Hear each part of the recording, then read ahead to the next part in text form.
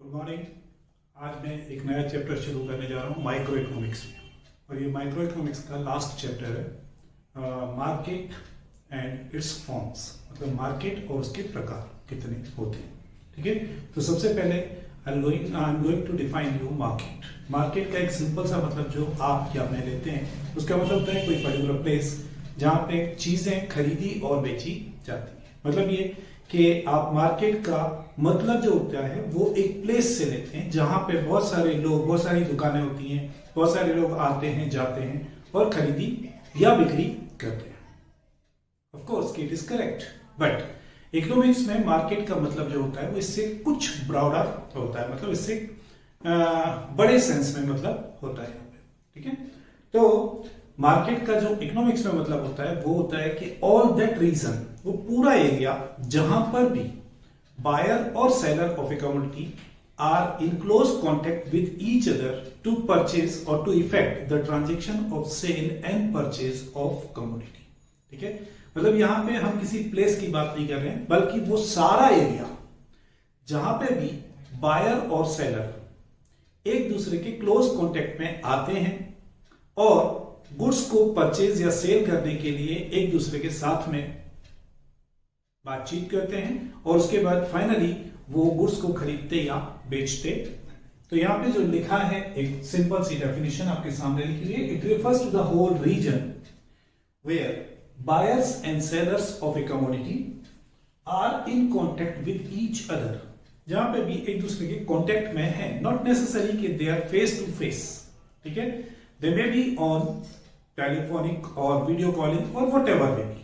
ठीक है, तो जहां पे बायर और सेलर दोनों ही एक दूसरे के कांटेक्ट में है to effect transaction of sale and purchase of a commodity. तो आज की तारीख में अगर हम मार्केट की बात करें तो मार्केट का मतलब एक प्लेस भर से नहीं रह गया है जहां पे हम जाते हैं और फिर कोई सामान खरीदते और बेचते हैं। ठीक है, नाउअडेज आप लोग सभी लोग ऑनलाइन शॉपिंग करते हैं जहां पे आप कहीं नहीं जा रहे हैं, आप सिर्फ अपने घर में बैठे हुए हैं and you just check your phone. आप अपने फोन में बहुत सारी चीजों को देखते हैं और ऐप पे उस चीज को जो आपको पसंद आती है, ठीक है, वहां पे रेट्स आपके पास लगी हुई हैं, वहां पे टर्म्स एंड कंडीशंस आपके सामने हैं, वहां पे उस चीज को आप क्लिक करके और ऑर्डर कर देते हैं और वो चीज 2 या 3 दिन में या हफ्ते भर में आपके पास आ जाती है। इसका मतलब ये हुआ कि आप कहीं नहीं गए, कोई पर्टिकुलर प्लेस नहीं था जहां पे आप गए और वहां पे सेलर आया और फिर आप लोगों ने ट्रांजेक्शन किया।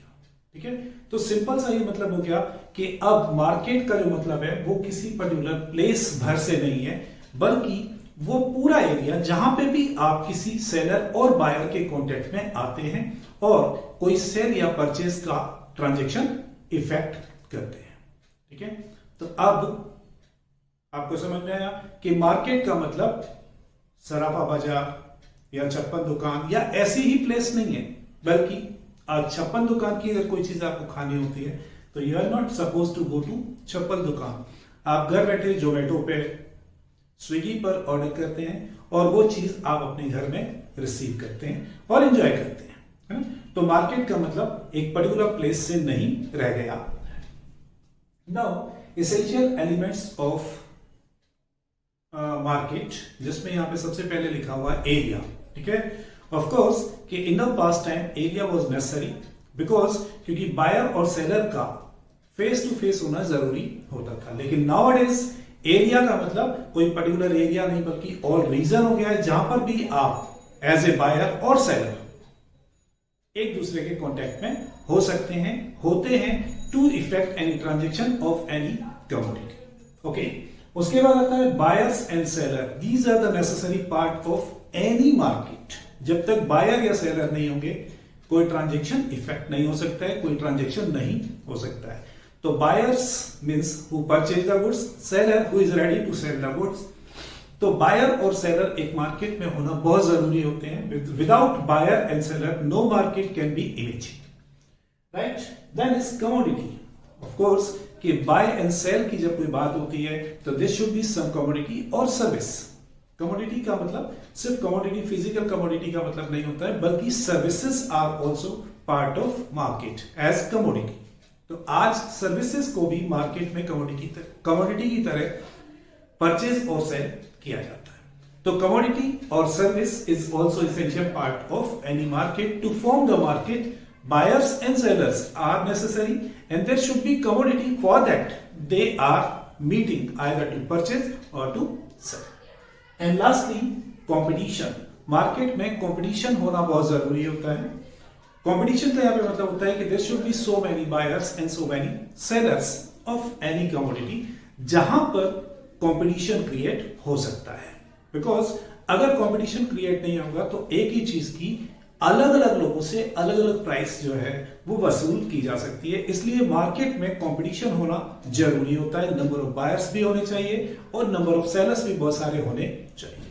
इस तरीके से मार्केट के फॉर्मेशन के लिए या एक मार्केट की इमेजिंग के लिए there should be a region and area, there should be buyer and seller of the commodity and there should be some commodity और service, and lastly there should be competition among the buyers as well as among sellers, तब कोई जाके market form होता है।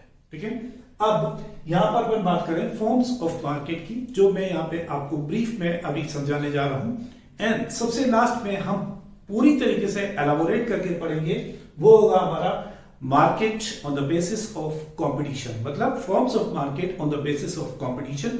बाकी के जो यहां पर दे रखे हैं वो आपकी नॉलेज के लिए आपको पढ़ा रहा हूं। मार्केट वही है लेकिन उसको अलग अलग पॉइंट ऑफ व्यू से क्लासिफाई किया गया है अलग अलग कैटेगरी में। सबसे पहला क्लासिफिकेशन है on the basis of time. Time के हिसाब से हम मार्केट को डिवाइड करते हैं, 4 कैटेगरी में यहां पे लिखा हुआ है। तो 4 कैटेगरी में आप कैसे डिवाइड करते हैं? सबसे पहला होता है टाइम के according very short period market, या अपन जिसको बोल सकते हैं डेली मार्केट। डेली मार्केट जहां पे ऐसी चीजें आती हैं जो एक दिन के अंदर अंदर क्या होती हैं, ऑलमोस्ट खराब हो जाती हैं, मतलब दूसरे दिन उनको खरीदा या बेचा नॉर्मली नहीं जा सकता है। ठीक है, तो ऐसी जो चीजें होती हैं उनका जो मार्केट होता है वो कहलाता है very short market, very short term market और लोकल मार्केट, जिसमें वेजिटेबल्स होते हैं, मिल्क, दूध, ऐसी चीजें होती हैं जिनका मार्केट एक सुबह से लेकर शाम तक होता है। शाम को मार्केट बंद हो जाता है, अगले दिन वापस वो मार्केट खुलता है, लेकिन उसमें नई चीजें होती हैं। वो जो कल बिक रही थी वो चीजें ही वापस मार्केट में नहीं आती हैं। तो इसको हम बोलते हैं short term market, very short term market और लोकल मार्केट। ठीक है, ये मार्केट बहुत छोटा सा होता है, जैसे गांव में लगता है, या हमारे यहाँ सब्जियों, हमारे यहाँ भी होता है कि सब्जी मंडी में जाके जो सब्जियां बिकती हैं, फ्रूट्स आते हैं, वो ऑलमोस्ट इसी तरह की कैटेगरी के मार्केट कहलाते हैं। उसके बाद आते हैं हम short term market. Short term market जो वेरी शॉर्ट टर्म मार्केट से लिटिल बिट ज्यादा बड़े पीरियड का होता है, मे बी वीकली मार्केट। ठीक है, जैसे हाट बाजार होते हैं तो वहां पे बहुत सारी चीजें इस हाट से उस हाट में, इस हाट से उस हाट में, मतलब ये कुल मिला के एक एक वीक में एक एक जगह मार्केट लगता है। ऐसी चीजों का जो मार्केट होता है वो कहलाता है शॉर्ट टर्म मार्केट। उसके बाद हम आते हैं long term market. Long term market का मतलब होता है जहां पे लंबा पीरियड होता है, और वहां पर लंबा पीरियड के मतलब होता है कि वहां पे आप सप्लाई को अकॉर्डिंग टू डिमांड जो है वो एडजस्ट कर पाते हैं। ठीक है, तो अभी मैं फिर से एक बार पीछे जा रहा हूं। जो शॉर्ट टर्म मार्केट होता है, ठीक है, वहां पे जो डिमांड होती है that give the direction to the market. जो डिमांड फोर्स है वो डिसाइड करता है कि मार्केट में किस चीज की प्राइस कितनी होगी। बिकॉज शॉर्ट टर्म जो पीरियड होता है उसमें सप्लाई को अकॉर्डिंग टू डिमांड एडजस्ट करना पॉसिबल नहीं हो सकता है, और चूंकि डिमांड के अकॉर्डिंग सप्लाई को एडजस्ट करना पॉसिबल नहीं होता है, इसलिए डिमांड के अकॉर्डिंग प्राइस जो है वो मूव करती है। अगर मार्केट में किसी चीज की डिमांड ऑल ऑफ सडन कम हो जाए, जो डेली की जो चीजें होती हैं, जैसे मैंने आपको बोला वेजिटेबल्स, अब अगर किसी पर्टिकुलर वेजिटेबल की मार्केट में डिमांड कम हो जाएगी तो sellers are willing to sell at any price. Price बहुत नीचे आ जाएगी और सेलर्स उस प्राइस पर भी उसको बेचने के लिए तैयार हो जाएंगे, बिकॉज ऑफ, क्योंकि उस चीज को कल नहीं बेचा जा सकता है। ठीक है, तो यहां पर जो डिमांड फोर्स है वो प्राइस को डिटरमाइन करता है। शॉर्ट टर्म मार्केट में भी ऑलमोस्ट लगभग ऐसी ही चीजें होती हैं कि वहां पर भी जो डिमांड है वो मार्केट प्राइस को डिटरमाइन करती है। लॉन्ग टर्म मार्केट की जब बात आती है तो लॉन्ग टर्म में अपन बात करते हैं ऐसी चीजों की जो काफी टाइम तक, काफी हद तक हम उसको स्टोर करके रख सकते हैं और बाद में उसको सप्लाई कर सकते हैं, मतलब कुछ टाइम बाद भी उस चीज को रिपीटेडली खरीदा और बेचा जा सकता है। तो ऐसी सिचुएशन में यहां पर डिमांड के साथ साथ सप्लाई भी मार्केट प्राइस को अफेक्ट करती है, बिकॉज क्योंकि यहां पे इतना लंबा टाइम पीरियड मिल जाता है सप्लायर को कि वो डिमांड के अकॉर्डिंग काफी हद तक सप्लाई को क्या कर सकता है, एडजस्ट कर सकता है। इफ दे आर फीलिंग, से सेलर्स आर फीलिंग कि मार्केट में प्राइसेस जो हैं वो नीचे चली गई हैं because of there is low demand, तो they will retain the goods, उसको स्टॉक कर लेंगे, वो उसको बेचेंगे नहीं, ठीक है। और जब प्राइसेस वापस अपने पुराने लेवल पर आएंगी, मतलब हायर लेवल पर जाएंगी, तो वो मार्केट में उस चीज को सप्लाई करेंगे। इस तरीके से डिमांड और सप्लाई दोनों फोर्सेस मिलके मार्केट की प्राइस को डिटरमाइन करते हैं। और वेरी लॉन्ग टर्म मार्केट जो होता है उसमें ये होता है कि आप सप्लाई को टू सम एक्सटेंट जितना चाहें उतना टाइम आपके पास होता है, इसलिए जितना चाहें आप उतना सप्लाई को according to market demand adjust कर सकते हैं। मतलब जितना चाहें आप बढ़ा सकते हैं और जितना चाहें आप उसको कम भी कर सकते हैं। ऐसी गुड्स का जो मार्केट होता है जो लॉन्ग टर्म तक चलती हैं उनको हम बोलते हैं long term, very long term market position. उसके बाद आते हैं हम एरिया ऑफ रीजन के हिसाब से, मतलब area width of the market, या अपन ये कह सकते हैं एक्सटेंट ऑफ द मार्केट के हिसाब से हम मार्केट को कितनी कैटेगरी में डिवाइड कर सकते हैं। Again there are 4 local market. Local market का मतलब होता है जिसकी डिमांड बहुत ज्यादा दूर तक नहीं होती है और जिसकी सप्लाई बहुत ज्यादा दूर तक नहीं की जा सकती है, वो कमोडिटीज का जो मार्केट होता है वो कहलाता है लोकल मार्केट। नॉर्मली आज की तारीख में अगर हम बात करें तो एवरीथिंग, कोई भी चीज जो है उसके एरिया की कोई लिमिट नहीं है, आप कहीं पर भी किसी भी चीज को सप्लाई कर सकते हैं, पहुंचा सकते हैं, ठीक है। बट इन जनरल ऐसी चीजें जो एक एरिया से दूसरे एरिया में नहीं पहुंचाई जा सकती हैं, नहीं पहुंचाई जाती हैं बिकॉज ऑफ, क्योंकि उनकी ट्रांसपोर्टेशन कॉस्ट बहुत महंगी हो जाती है और इसके कारण वो कॉस्टली हो जाएंगी तो उनका कोई खरीदार नहीं मिलेगा, बायर नहीं मिलेगा। तो ऐसी चीजें जिनका लोकल मार्केट होता है, ठीक है, मतलब ये एक सिटी हो सकती है, एक गांव हो सकता है, बस इतना ही मार्केट रहता है, वहीं पर उसके बायर और सेलर अवेलेबल होते हैं। बियॉन्ड दैट लिमिट वो चीजें नहीं जाती हैं। तो ऐसी चीजों का जो मार्केट होता है वो कहलाता है लोकल मार्केट, या फिर हम उसको बोलते हैं, हाँ, लोकल मार्केट ही कहेंगे, जो कि एक गांव या शहर की सीमा तक रहता है। नॉर्मली जो ग्रीन वेजिटेबल्स होती हैं उनका जो मार्केट होता है, दूध का जो मार्केट होता है, ठीक है, इस तरह की जो चीजों का मार्केट होता है वो लोकल मार्केट ही होता है और वहीं पर उसकी प्रोडक्शन भी होती है और वहीं पर वो उसको कंज्यूम भी हो जाता है, ठीक है। After that we come to provincial market. Provincial market का मतलब होता है इस मार्केट में ऐसी चीजें होती है जिनकी डिमांड जो होती है वो एक स्टेट लेवल तक होती है, ठीक है। तो मतलब ये कि इस मार्केट का एरिया एक स्टेट जैसे मध्य प्रदेश या राजस्थान या फिर किसी और स्टेट तक होता है। तो हर स्टेट की अपनी अपनी कुछ विशेषताएं होती हैं, कुछ स्पेशलिटी होती है और वो वहीं के स्टेट के लोगों द्वारा पसंद की जाती है। तो ऐसी चीजों का मार्केट जो होता है वो उस पर्टिकुलर स्टेट तक लिमिटेड रहता है, सीमित रहता है। तो ऐसे मार्केट को हम बोलते हैं प्रोविंशियल मार्केट। उसके बाद आते हैं हम नेशनल लेवल का मार्केट। नेशनल लेवल का मार्केट जिसमें एक कंट्री की बात होती है कि ऐसी बहुत सारी चीजें हैं जिनका market through out the country, पूरी कंट्री में उस चीज की डिमांड होती है, तो उसकी प्रोडक्शन भी होती है और उसकी सप्लाई भी कंट्री के एक कोने से लेकर दूसरे कोने तक होती है। तो इस मार्केट का जो एरिया वो बहुत ब्रॉड हो गया है, जैसे वीट की डिमांड या फिर राइस की डिमांड जो है, तो राइस ऑल ओवर इंडिया, अपन इंडिया की बात कर रहे हैं, ऑल ओवर इंडिया राइस या वीट या पल्सेस, ऐसी चीजों की डिमांड पूरे इंडिया में होती है। तो अपन ये कह सकते हैं कि वीट और राइस हैज नेशनल मार्केट। और उसके बाद आते हैं अपन इंटरनेशनल मार्केट। इंटरनेशनल मार्केट का मतलब होता है कि एक कंट्री से दूसरी कंट्री तक भी उसके बायर और सेलर अवेलेबल होते हैं। तो ऑल ओवर द वर्ल्ड जिन चीजों के बायर्स और सेलर्स अवेलेबल होते हैं वो कहलाते हैं, या उनका एरिया कहलाता है इंटरनेशनल मार्केट। जैसे normally silver, gold and diamond, these things have international market, क्योंकि ये चीजें हर जगह प्रोड्यूस नहीं होती लेकिन हर जगह कंज्यूम होती हैं। और हर जगह की डिमांड को फुलफिल किसी एक जगह से या 2 या 4 जगह से किया जाता है। जैसे दुनिया में सबसे ज्यादा जो हीरा प्रोड्यूस होता है वो साउथ अफ्रीका में पैदा होता है और वहां से पूरे वर्ल्ड में उसकी डिमांड को फुलफिल किया जाता है।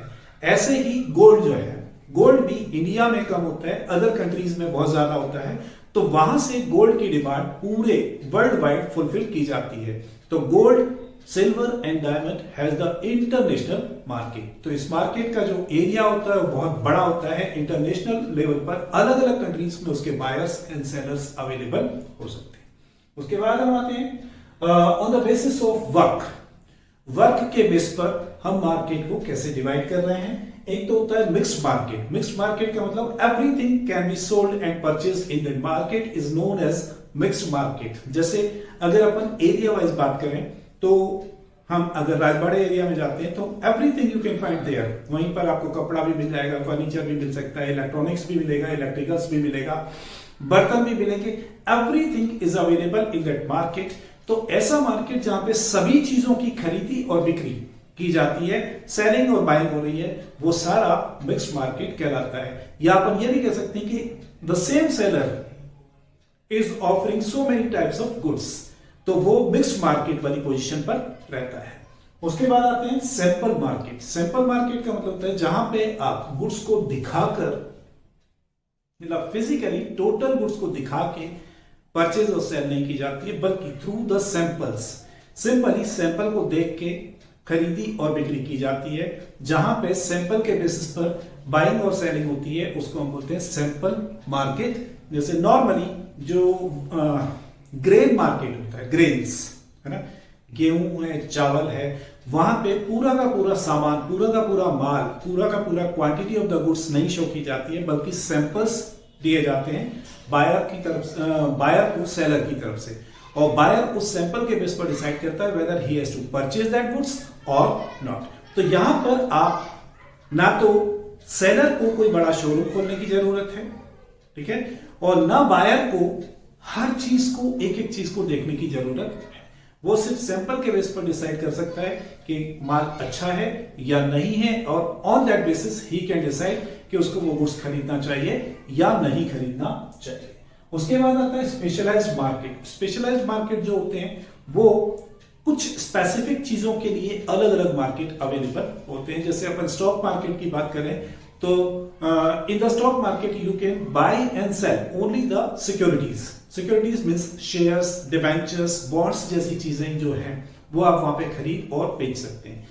अगर हम बात करते हैं बुलियन मार्केट की तो वहां पे आप सोना चांदी जैसी चीजें खरीद सकते हैं। तो ये स्पेशलाइज्ड मार्केट है जहां पे आप एक पर्टिकुलर चीज ही खरीद सकते हैं या बेच सकते हैं, सारी चीजें वहां पे आपको अवेलेबल नहीं होती।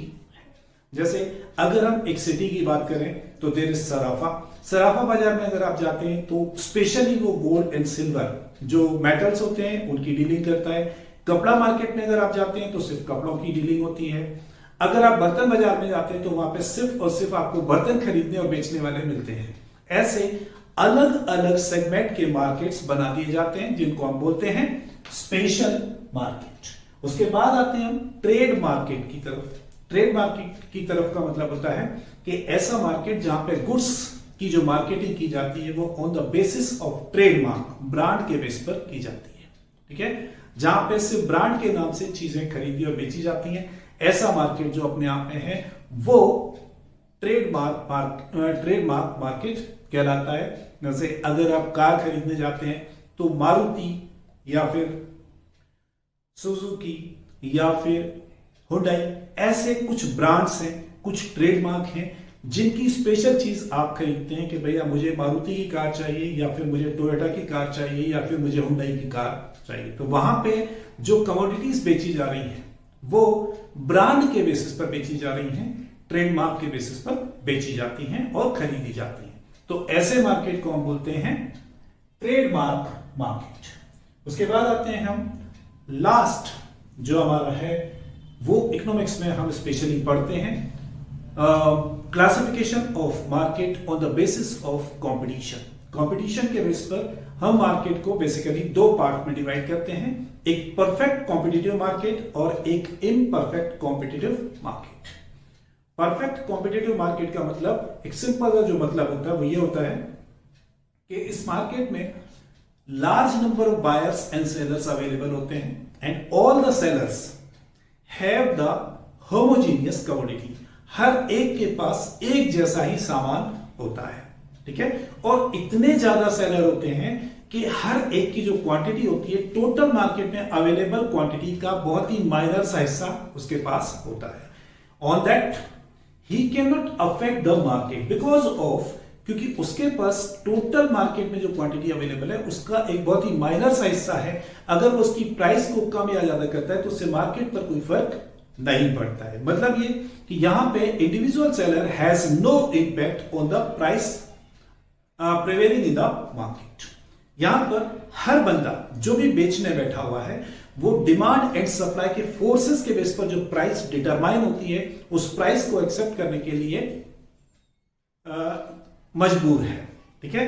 He can not decide his own price because of, क्योंकि हर बंदे के पास सेम क्वालिटी का गुड्स है, तो अगर वो प्राइस को लिटिल बिट वेरिएट करेगा तो मे बी कि बायर वहां से सामान नहीं खरीदेगा। तो इस तरीके से अपन देखेंगे कि यहां पे हर सेलर को एक कंपलसरी जो मार्केट के फोर्सेस से जो प्राइस डिटरमाइन होती है वही प्राइस उसको एक्सेप्ट करनी पड़ती है और उस प्राइस पर वो कितना भी सामान, जितना चाहे उतना सामान जो उसके पास अवेलेबल है वो बेच सकता है। मतलब ये कि उसको ज्यादा क्वांटिटी बेचने के लिए प्राइस को गिराने की जरूरत नहीं पड़ेगी। क्यों?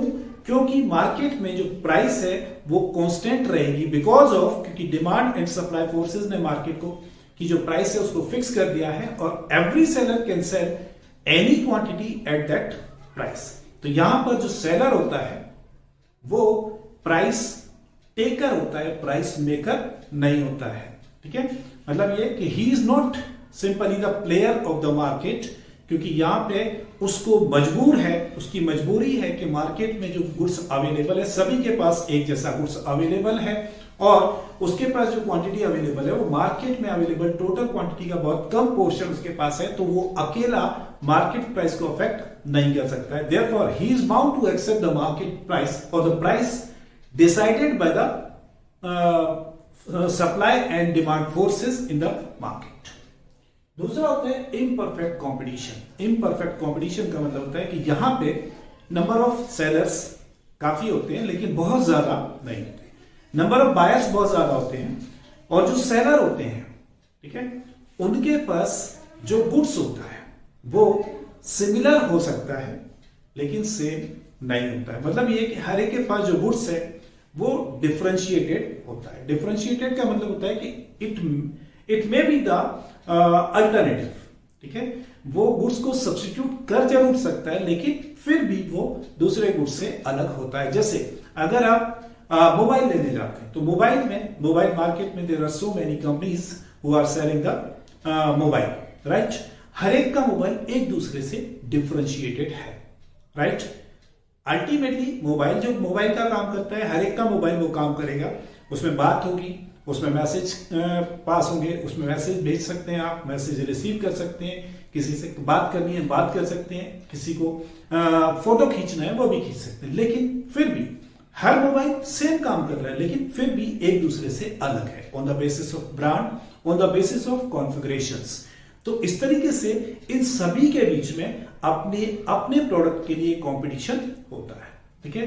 तो ये जो कंपटीशन है ये परफेक्ट कंपटीशन इसलिए नहीं है क्योंकि यहां पे हर एक के पास गुड्स डिफरेंशिएटेड है जो एक दूसरे का सब्स्टिट्यूट हो सकता है लेकिन परफेक्ट सब्स्टिट्यूट नहीं हो सकता, क्योंकि जैसी जो चीजें आपको चाहिए वो पर्टिकुलर चीज में ही मिलेगी, दूसरे में नहीं मिलेगी। उससे मिलती जुलती चीजें उसमें मिल जाएंगी लेकिन एग्जैक्टली जो चीजें आप चाहते हैं वो पर्टिकुलर ब्रांड में ही मिलेगी आपको।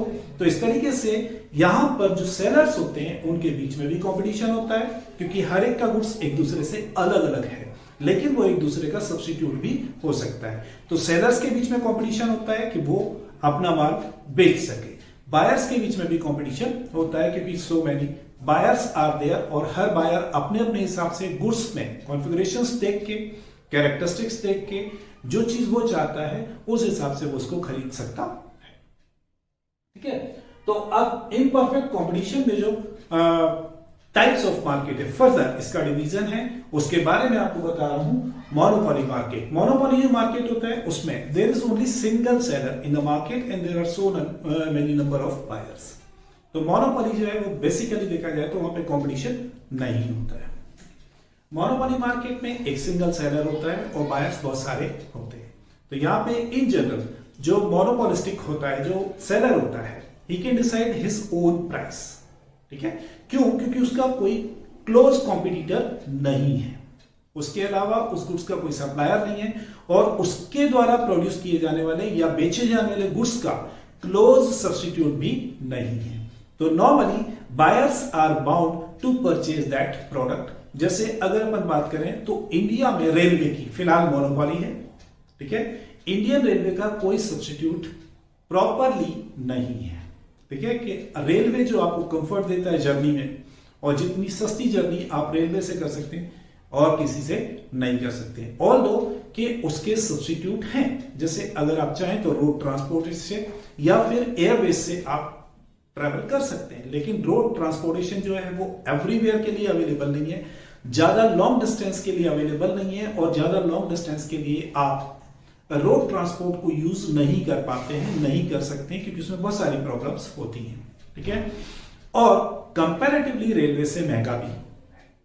अगर हम एयरवेज की बात करते हैं तो एयरवेज अगर स्पीड के मामले में देखें तो रेलवे से मच बेटर, लेकिन वो कॉस्टलियर है और हर कोई उसको अफोर्ड नहीं कर सकता है। And availability of that mode of transport is not available और easily available for every place of the country. आप जहां चाहें वहां एयरवेज से नहीं जा सकते हैं। हाँ, आप जहां चाहें वहां रोडवेज से जा सकते हैं, ऑलमोस्ट रेलवे से भी जा सकते हैं, लेकिन रेलवे की जो जर्नी है वो आपको जो कंफर्ट देती है, जो आपको कॉस्ट उस पर पे करनी होती है, वो आपके लिए बहुत फेवरेबल होती है। तो इसका मतलब ये हुआ कि रेलवे का कोई क्लोज सब्स्टिट्यूट नहीं है जो रेलवे को कॉम्पीट कर सके। ठीक है, बट रिमेंबर कि यहां पर हम ये कह रहे हैं कि मोनोपोलिस्ट अपने हिसाब से प्राइस डिटरमाइन करता है, बट अगर उसको भी ज्यादा से ज्यादा प्रोडक्ट अगर उसको बेचना है तो ज्यादा प्रोडक्ट बेचने के लिए उसको भी अपनी प्राइसेस को क्या करना होगा, गिराना पड़ेगा। टू सम एक्सटेंट उसकी प्राइसेस भी जब नीचे आएंगी then he can sell more and more goods, otherwise उसके लिए भी ये पॉसिबल नहीं होता। उसके बाद आता है मोनोपोलिस्टिक कंपटीशन। मोनोपोलिस्टिक कंपटीशन जो होता है उसमें नॉर्मली फ्यू सेलर्स, कुछ सेलर्स होते हैं जिनके पास होमोजीनियस गुड्स होते हैं या फिर सेम टाइप के जो डिफरेंशिएटेड गुड्स भी हो सकते हैं, और उनके बीच में गुड्स को बेचने का जो कंपटीशन होता है on the basis of differentiation, वो एक कंपटीशन को जनरेट करता है। इसके बाद एक आता है ओलिगोपोली। ओलिगोपोली जो है वो मोनोपोलिस्टिक कंपटीशन का ही एक पार्ट है, जिसमें फ्यू सेलर्स होते हैं जो कि अपने आप में लार्ज सेलर्स होते हैं। हर सेलर का अपना एक ब्रांड होता है, अपनी एक प्रोडक्ट क्वालिटी होती है, और उसका टोटल प्रोडक्शन में काफी बड़ा हिस्सा होता है, टोटल मार्केट में उसका काफी बड़ा हिस्सा होता है, और उनके बीच में जो कंपटीशन होता है उसको हम बोलते हैं मोनोपोलिस्टिक कंपटीशन। इसी का एक पार्ट होता है जो ओलिगोपोली कहला रहा है। डुओपोली जो होता है वहां पर मार्केट में सिर्फ दो ही सेलर होते हैं, बायर्स बहुत सारे होते हैं लेकिन सेलर सिर्फ दो ही होते हैं। जैसे अगर हम बात करें इंडिया में या वर्ल्ड में, तो कोल्ड ड्रिंक मार्केट में सिर्फ दो ही जाइंट्स हैं, एक है कोक और दूसरा है पेप्सी। ये सिर्फ दो ही ब्रांड हैं जो ऑल ओवर वर्ल्ड चलते हैं कोल्ड ड्रिंक मार्केट में। तो इनकी डुओपोली है, यहाँ पे सिर्फ दो ही सेलर हैं और buyers are so many buyers are available in the market, but जो सेलर हैं वो सिर्फ दो ही हैं और उनके बीच में कंपटीशन होता है।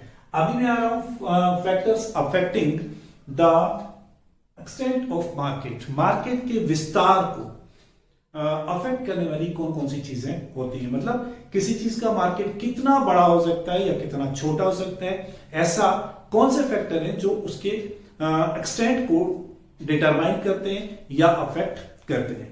तो पहला जो फैक्टर है कंसिस्टेंसी ऑफ डिमांड, जिन चीजों की डिमांड कांस्टेंट चलती है। ठीक है, तो ऐसी चीजों का जो मार्केट होता है वो बहुत ब्रॉड होता है, क्योंकि जब कंसिस्टेंट डिमांड आएगी तो बहुत सारे जो मैन्युफैक्चरर हैं उस इंडस्ट्री में इन्वॉल्व होंगे, एंटर होंगे, and they will produce the goods ठीक है। और चूंकि डिमांड कॉन्स्टेंटली चलने वाली है, इसका मतलब डिमांड बहुत ज्यादा होती है, और डिमांड बहुत ज्यादा होती है तो उसका मार्केट भी बहुत वाइडर होता चला जाता है। दूसरा होता है ड्यूरेबिलिटी ऑफ द गुड्स। जिस गुड्स में ड्यूरेबिलिटी होती है उस गुड्स का भी मार्केट बहुत लार्ज होता है, ठीक है। क्योंकि ड्यूरेबिलिटी का फायदा ये मिलता है कि आप गुड्स को काफी टाइम तक होल्ड कर सकते हैं, उसको किसी भी एरिया से किसी भी एरिया तक आप आसानी से पहुंचा के और वहां पर डिमांड को फुलफिल कर सकते हैं। तो इस तरीके से ड्यूरेबल है, ठीक है, लॉन्ग टाइम तक टिकने वाला है, उसमें खराब होने की कोई संभावना नहीं है, तो उसको किसी भी हद तक आप ले जाकर बेच सकते हैं, कितनी भी दूर ले जाके आप उसको बेच सकते हैं। तो ऐसे गुड्स की जो डिमांड होती है, और चूंकि कस्टमर के पॉइंट ऑफ व्यू से अगर अपन देखें तो ड्यूरेबल गुड्स हैं, he can use again and again the same thing, तो उसके पॉइंट ऑफ व्यू से भी वो उसको खरीदता जरूर है। इस तरीके से ऐसे गुड्स का जो मार्केट होता है वो बहुत लार्ज मार्केट होता है।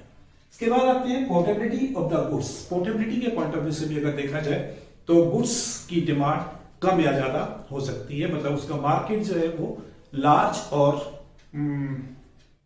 स्मॉल हो सकता है। जैसे अगर अपन बात करें तो पोर्टेबिलिटी के पॉइंट ऑफ व्यू से ब्रिक्स जो होती हैं, ईंट जो मकान बनाने के काम में आती हैं, तो उनकी पोर्टेबिलिटी बड़ी महंगी होती है, ठीक है। एक ईंट अपने आप में काफी भारी होती है, और काफी जगह अगर हम कुछ ईंटें भेजते हैं, मतलब काफी सारी ईंटें अगर भेजते हैं तो उसके लिए काफी स्पेस की जरूरत होती है, और उनको पोर्ट करना बहुत आसान नहीं होता है। इसलिए जो ब्रिक्स का मार्केट है वो नॉर्मली लोकल मार्केट होता है। जैसे इंदौर में बनी हुई ब्रिक राजस्थान में जाके नहीं बिकेगी या साउथ में जाके नहीं बिकेगी, बिकॉज क्योंकि उसको यहां से, मतलब एमपी से साउथ तक, से केरला या कर्नाटका तक यहां से उसको ट्रांसपोर्ट करना बहुत ही कॉस्टली होगा, और उसके कारण उसकी जो कॉस्ट है बहुत बहुत बहुत ज्यादा हो जाएगी, और वहां पे उसकी डिमांड फिर उसके हिसाब से नहीं हो सकती है।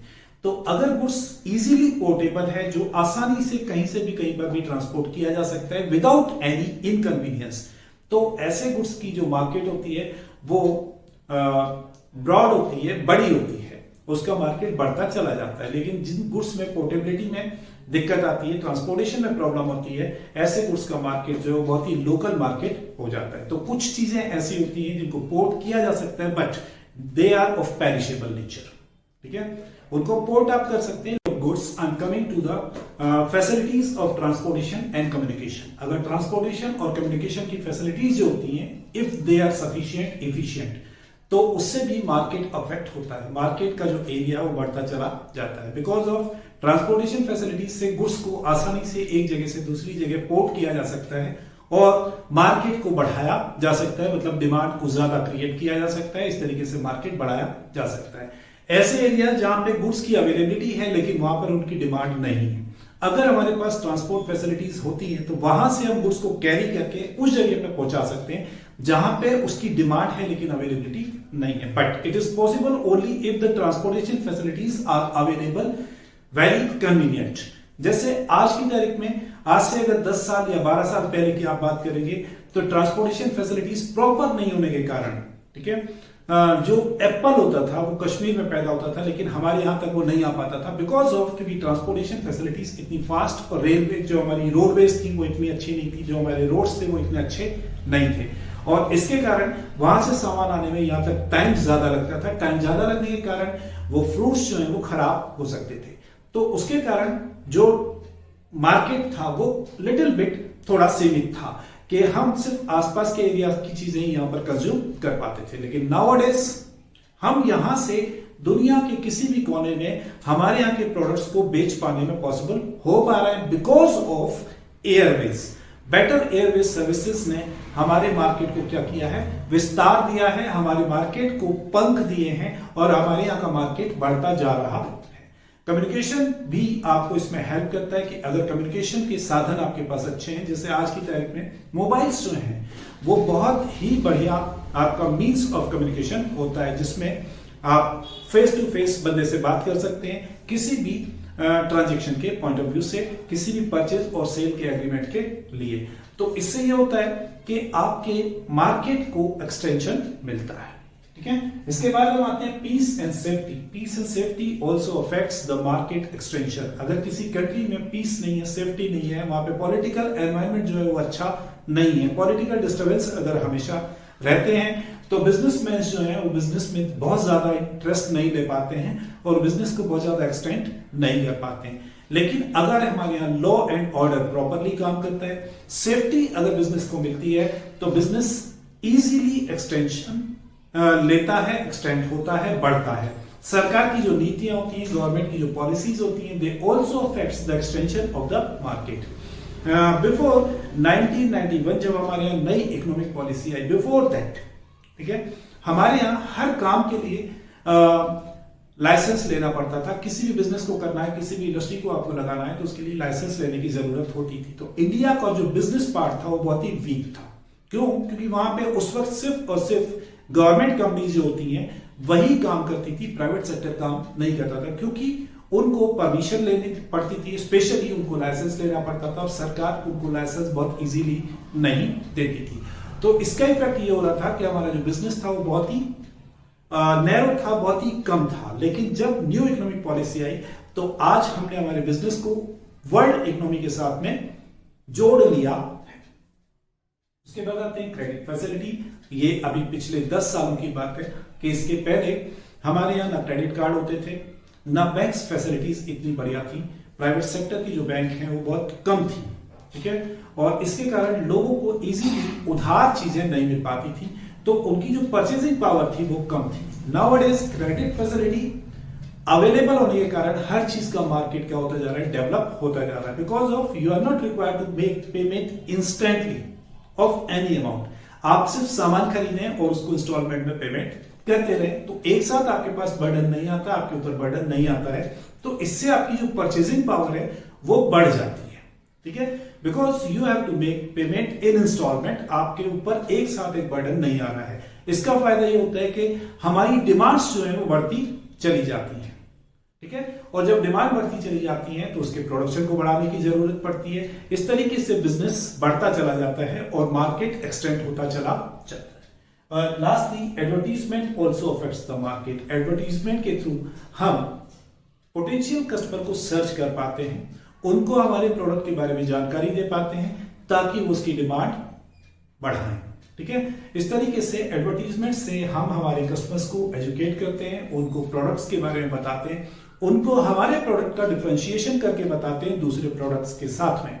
जो नए प्रोडक्ट आते हैं उनकी इंफॉर्मेशन उनको प्रोवाइड कर पाते हैं, और इस तरीके से हम जो नए बिजनेस करने वाले हैं, जो नए प्रोडक्ट्स मार्केट में लेकर आते हैं, उन सब की इंफॉर्मेशन कस्टमर तक पहुंचा के उनकी डिमांड को जनरेट कर पाते हैं और बिजनेस के विस्तार में एक हेल्प इन सब चीजों से मिल पाती है।